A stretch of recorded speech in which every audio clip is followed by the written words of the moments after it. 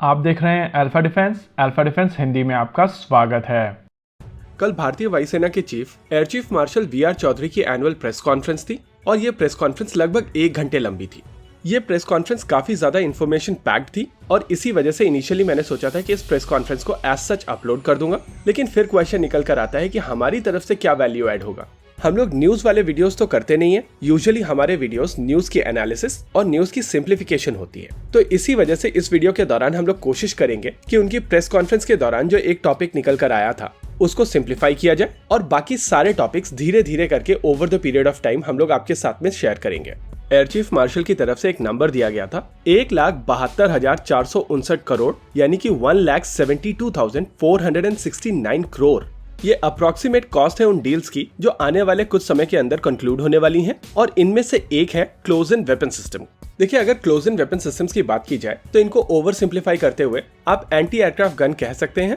बस डिफरेंस इतना है कि इनके पास में अपना खुद का early warning radar, tracking radar, electro optical system और फायर कंट्रोल सिस्टम होता है। देखिए, ऐसा नहीं है कि भारतीय वायुसेना के पास में अपने खुद के क्लोज इन वेपन सिस्टम्स नहीं है, लेकिन ये सिस्टम्स कंपैरेटिवली पुराने हैं। हालांकि इनको अपग्रेड किया गया है, लेकिन नई टेक्नोलॉजी और एग्जिस्टिंग टेक्नोलॉजी को मॉडिफाई करने में बहुत ज्यादा फर्क पड़ता है और इसी वजह से ऑपरेशनली काफी हद तक कुछ कमियां रह ही जाती हैं।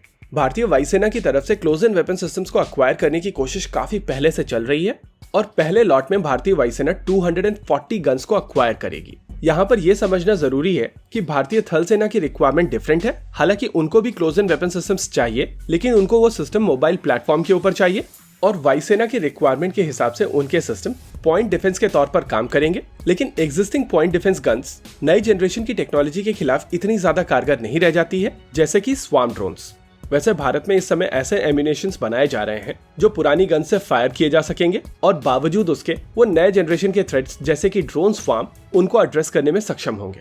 रही बात इंडियन एयरफोर्स की ये 240 गन्स, तो इसको लेकर भारतीय वायुसेना की तरफ से कई बार टेंडर रिलीज किया गया है और कई बार उसको रिट्रैक्ट किया गया है। लेकिन अब भारतीय वायुसेना की तरफ से एक डिसीजन ले लिया गया है और ये गन्स L&T से एक्वायर की जाएंगी। L&T ने बेसिकली L-70 गन्स को रिसेंटली मॉडिफाई किया है और मॉडिफाई करके जो सिस्टम बनाया है उसको नाम दिया गया था सुदर्शन। इस सिस्टम के पास में अपना खुद का रेडार है, अपनी ट्रैकिंग असेंबली है और अपना खुद का फायर कंट्रोल सिस्टम है।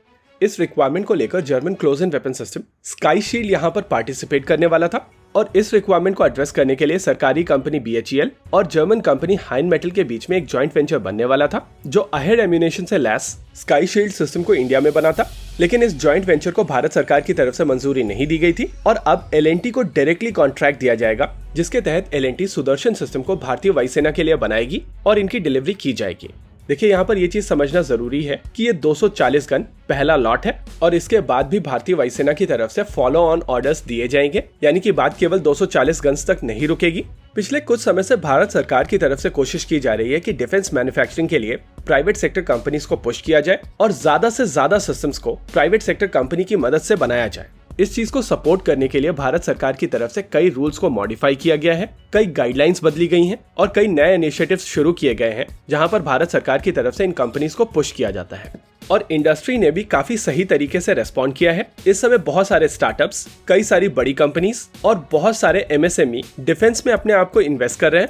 वैसे सुदर्शन की रिक्वायरमेंट भारतीय वायुसेना के साथ साथ भारतीय थल सेना और भारतीय नौसेना को भी है, लेकिन भारतीय थल सेना की रिक्वायरमेंट काफी हद तक एक मूविंग प्लेटफॉर्म के ऊपर इन गन्स को माउंट करने की है और इसी वजह से L&T को बहुत जल्द इस सिस्टम को मॉडिफाई करके एक मूविंग प्लेटफॉर्म के ऊपर माउंट करना पड़ेगा। रही बात भारतीय नौसेना की रिक्वायरमेंट, तो अभी तक उनकी तरफ से टेंडर्स रिलीज नहीं किए गए हैं। ओवरऑल मेरे हिसाब से ये डेवलपमेंट एक पॉजिटिव डेवलपमेंट है। इसी के साथ आज के इस वीडियो में रखते हैं केवल इतना ही। वीडियो को अंत तक देखने के लिए धन्यवाद। देखते रहिए अल्फा डिफेंस। जय हिंद।